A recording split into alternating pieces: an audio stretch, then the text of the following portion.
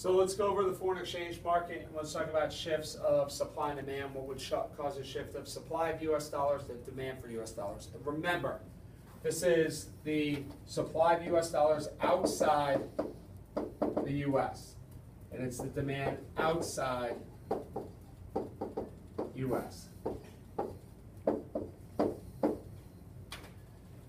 So demand. This is caused by people wanting American dollars. So that means they want American things. So some things that would cause this would be a increase in real interest rate. So if our interest rates in the United States go up, Canadians who can save their money with a Canadian bond or an American bond, now are getting a better return. They choose to save their money with an American bond.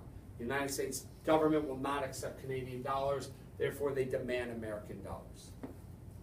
Another thing, decreased price levels. So if America goes into a recession, Americans are buying fewer goods and services. The price of goods and services are dropping.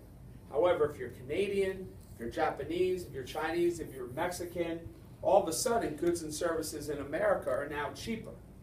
And so now maybe I'm more inclined to buy American goods and services because they're relatively cheaper than they used to be. Maybe they're cheaper than my own country. Therefore, in order to buy the goods and services, I demand the U.S. dollar. Now, anything else that would, if there's a taste for Americans' goods and services, if there's instability in one country and America is a particularly stable country, maybe people demand goods and services. So any of those things would affect demand. So like if Italians start to develop a taste for American cars, ironic I guess, then the demand would increase. But these are two things you will see on the AP exam in which like one country goes into a recession, what happens to the demand of their currency? It actually goes up because their goods and services are cheaper. Or a government starts borrowing money, what happens to their currency? It goes up because real interest rates go up. Now the supply of dollars. What would happen here is kind of the flip of that. If there's a decrease of price levels in other countries,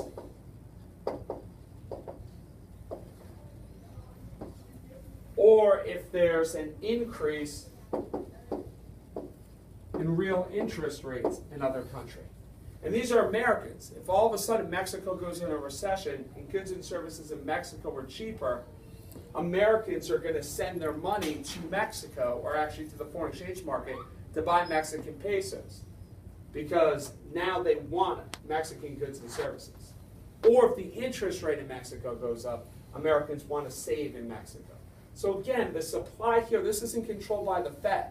This is controlled by Americans buying foreign goods and services, which includes bonds, stocks, that sort of thing. And this is demand. This isn't about Americans. These are people outside of America.